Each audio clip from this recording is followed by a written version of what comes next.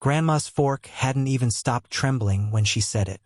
I'm glad the $1,500 I send you each month is helping. The table went still, mid-laugh, mid-toast, mid-congratulations. I felt every pair of eyes pivot toward me, but it was the silence from the two people who should have reacted first that chilled me. I set my glass down. Slowly, deliberately. I never got any money.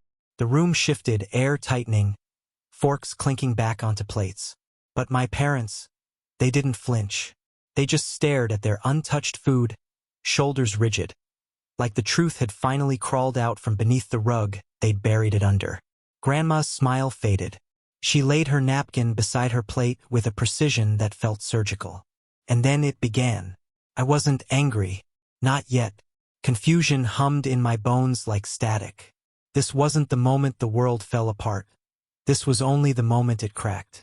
But I felt the fracture travel through me, sharp and electric. Grandma's voice was steady. You mean to tell me you never saw a single payment?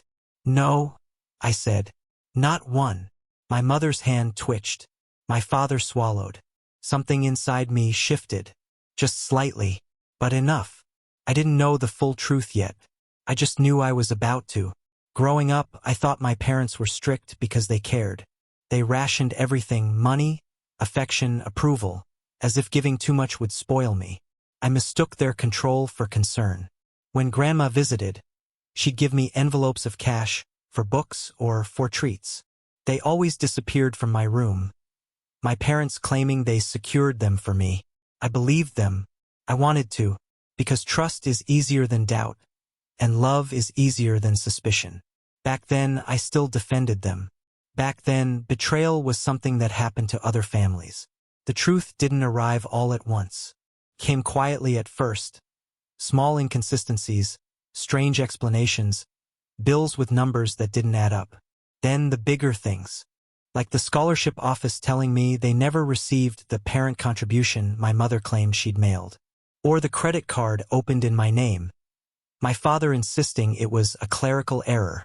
But the final blow came 3 nights before the graduation dinner, when Grandma called crying because her bank had flagged her for large monthly transfers. I'm sorry, she kept saying. I thought they were giving it to you. I thought it was helping you. Helping me?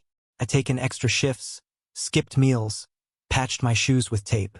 I remember staring at my wall that night, pulse steady, mind razor calm. This wasn't neglect. It wasn't miscommunication. It was theft, calculated, deliberate, and long-term. They'd stolen not just money, but time, comfort, possibility. And I realized something. If they could betray me this quietly, then I could destroy them just as quietly. I didn't confront them. Why would I? Confrontation is for people who want apologies. I wanted justice. So I gathered everything, a paper trail 10 years long. Every vanished envelope. Every clerical error. Every bank statement Grandma willingly sent me. Every student loan the money should have prevented. Then I met with a lawyer. Then another. Then a financial investigator who listened to my story, leaned back in her chair, and said, "This is systematic. This is intentional." I didn't smile, but inside, something cold and sharp clicked into place. On the night before the graduation dinner, I organized the files into a neat, chronological folder titled, "In Case They Try to Lie." They never even got the chance. The dinner wasn't chosen for sentimentality. It was chosen for witnesses, relatives, family friends, sponsors, people who'd been fed the narrative of my ungrateful attitude and financial irresponsibility. I let the night unfold. Photos, speeches, laughter. My parents glowing with fake pride. Then Grandma made her statement, and the first domino fell. I watched them freeze. My mother gripping her chair, my father's jaw tightening. Their silence was louder than any confession. Grandma turned to them. "Where did the money go?" My mother inhaled sharply. My father exhaled slowly. I spoke before they could form their lies. "It went here." I slid a single envelope onto the table. A summary of every transfer, every withdrawal, every purchase made in their names. My parents went pale. One of my uncles reached across the table, scanning the top page. Is this real? Every cent, I said. Stolen. Gasps rippled along the table like a slow-moving storm. My father opened his mouth. But Grandma raised her hand, silencing him with a gesture I'd never seen her use. You stole from your own child, she said.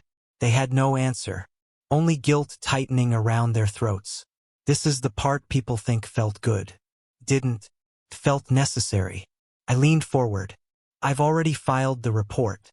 The investigator will contact you tomorrow. My mother's eyes widened, panic replacing pride. My father muttered, You can't do this. I already did. A single statement. Final. Irreversible. The table was dead silent. Every witness processing what they'd just seen. The perfect audience for the truth they'd ignored for years. Grandma stood. Slowly, heartbreak sharpening into fury. I'll be attending those meetings, she said. And I'll make sure every dollar is returned. My parents didn't speak again. They didn't need to. Their downfall echoed through the silence. People assume revenge is loud, explosive, dramatic. Mine wasn't. It was quiet, precise, surgical. The investigation moved fast. My parents paid everything back. And more. Their reputation collapsed under the weight of their own actions. They tried to call me. I never picked up. I'm not sad. I'm not angry anymore either. I'm free. Funny thing about betrayal, once you name it, it loses its power. Once you expose it, it loses its shadow. At my graduation dinner, the truth finally sat at the table with us. And when Grandma set her plate down, so did I, the last piece of the past I ever owed them.